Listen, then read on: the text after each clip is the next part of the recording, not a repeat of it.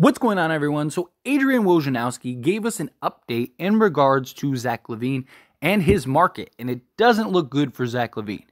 So there is not a market for Zach Lavine right now in the NBA. That's not because Chicago has not tried to find it and aren't currently trying to find it. It's a combination of a few reasons. Lavine's contract, 4 more years at around a 45 to 46 million a year average, but his productivity, I think, question for teams is how much does Zach Lavine impact winning, especially at the salary and with the new salary cap, where you're asking yourself, are we trading for him to be our best player? No. Our second best player? No. So if he's our third best player, do we want to pay that kind of money?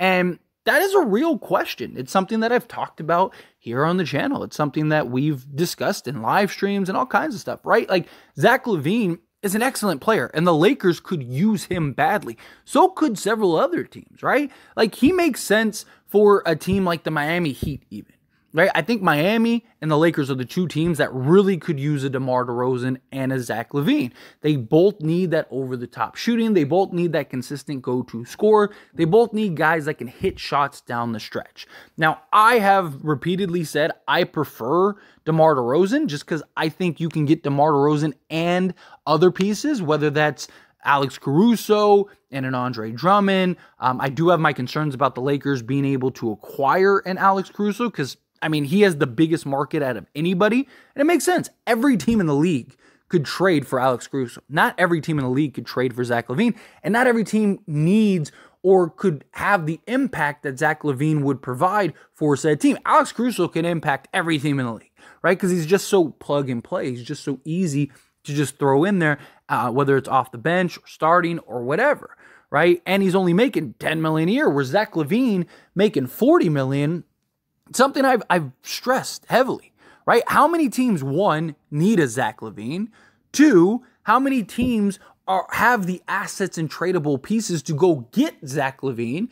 And three, how many teams are willing to match that salary and get their team to acquire Zach Lavine? It's just, there's a lot of concerns. Again, his production is a bit of a concern.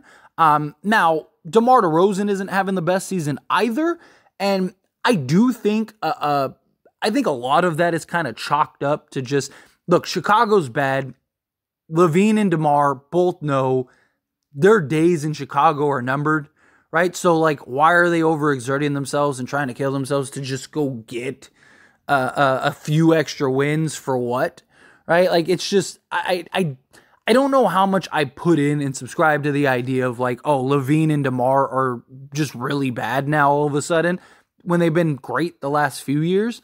But I do think that there's a combination of things, right? The other big concern is Zach Lavine's injury history, right? Like, he's a guy that has knee issues, right? So, like, last thing you want to do is invest $45 million a year average on Zach Lavine, and, you know, he's only playing 40 games a year. Now, the last 2 years, he's played enough games to warrant it, right? He played 67 games in the 2021-2022 season. 2022 and 2023, he played 77 games, averaging 36 minutes a game.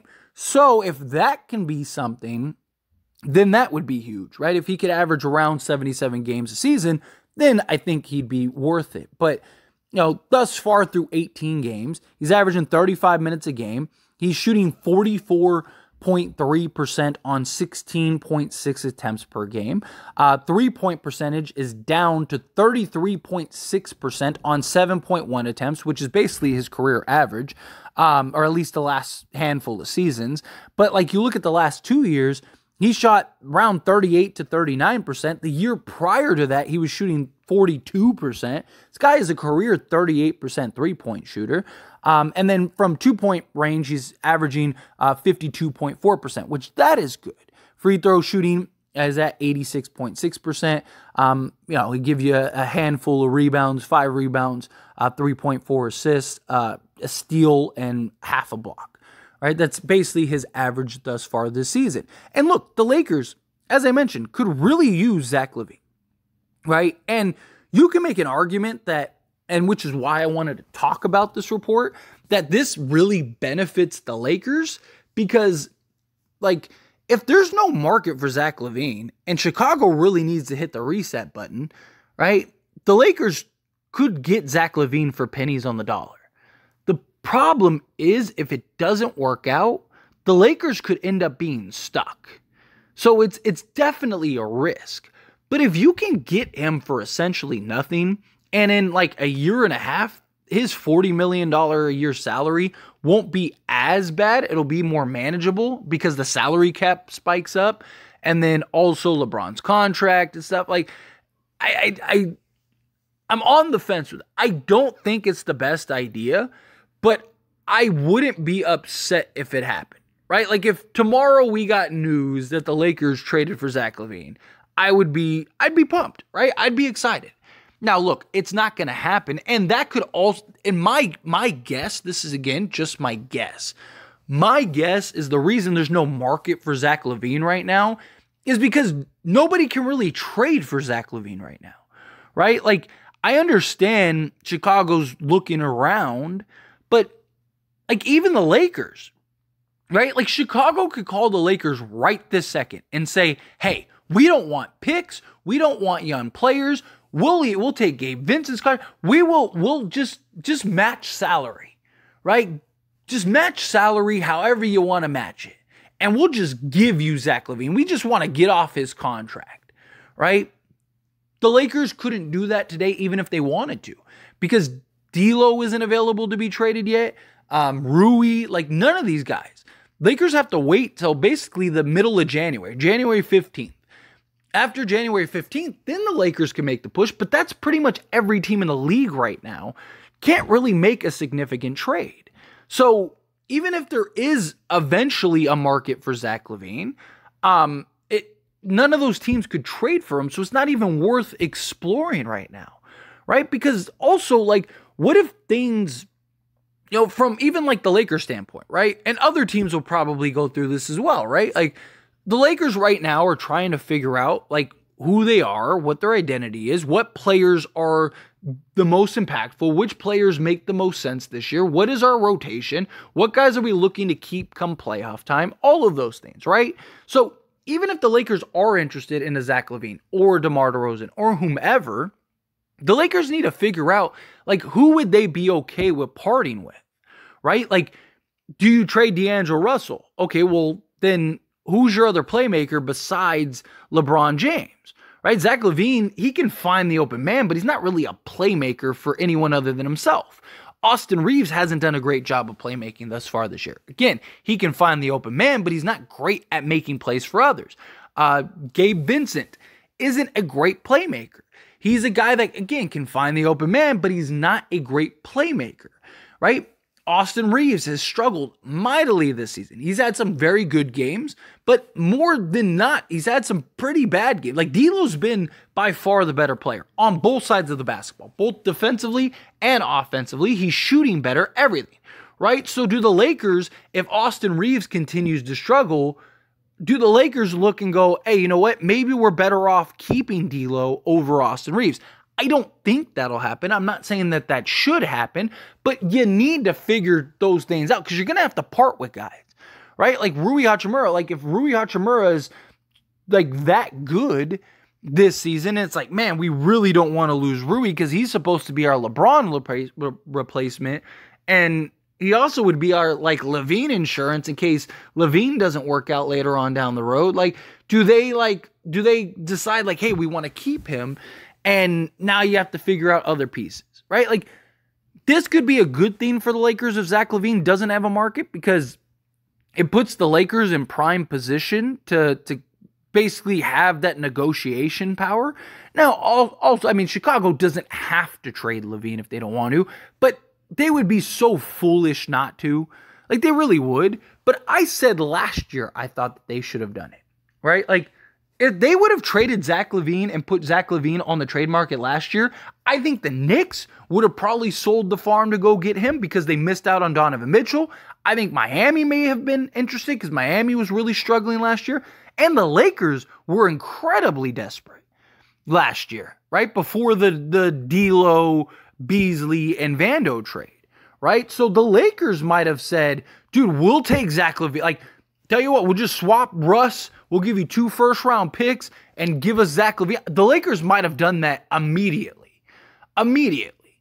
Right? Like, and this is why I was saying that Chicago should have done it. Because now I think what's going to happen is Chicago's going to find themselves in a rather desperate situation. Right? And they're either going to have to give Zach Lavine away in many ways. They'll still get something, right? Because the Lakers are going to have to, if the Lakers do end up trading for Lavine, they're going to have to give up something significant just because Zach Lavine makes so much money, right? Like, even if you tried to stack contracts, you wouldn't be able to get Zach Lavine. So you got to, at bare minimum, you're giving up D'Lo and or Rui, right? Or you're giving up Reeves and or Rui. But do the Lakers try to keep, like, do you try to keep D'Lo and Rui and, like, entice them with, like, Austin Reeves, right? Again, not saying that they should or anything. I don't want people freaking out in the comments. All I'm saying is, like, do the Lakers go, okay, well, we could keep D'Lo. We could do, like, a Reeves. Like, we want to keep D'Lo and we want to keep Rui. So let's go Reeves. Let's go Gabe Vincent, Taurean Prince, and then we give away all our young guys, and then, like, I don't know, a couple vet minimums or something, and try to get there that way, right? Where it's like, okay, between, Vincent and Reeves, that gives us like 24 million roughly, and then you add in, Taurean Prince, that gives us, basically 30 million, and then we get, stack up like Jalen Hood-Schifino, Max Christie, and a Maxwell Lewis, right? That gets us to 35 million, and then we just need like 2 vet minimum contracts. Maybe you throw in Hayes or whatever, and boom. Like, again, I'm just spitballing here off the top of my head. But I don't know. That's the stuff that the Lakers have to figure out, right? And that's what other teams have to figure out. It's going to be a very interesting spot come the trade deadline. But, like, this report doesn't surprise me in the slightest at all. It doesn't. Like, this is everything that I've talked about all offseason, But anyway, as always, this is a discussion, so I pass the question on to you. Let me know your thoughts and opinions down in the comments below. What do you think? How do you feel? Do you think, like, Zach Lavine, he's going to be nearly impossible to trade? Lakers are going to get him at a steal. Do you even want Zach Lavine? Do you prefer DeMar DeRozan? The only reason I want DeMar over Lavine is because I think DeMar does a lot of the same stuff. He's obviously not as dynamic and explosive and athletic as Lavine is, but I do think he provides a lot of the same stuff. And on top of that, I think you could get more than Lavine, right? You could go get an Alex Caruso and an Andre Drummond for the same price you could get for Lavine. So it's kind of my thought process here. But anyway, again, love to hear your thoughts and opinions, however you feel, down in the comments below.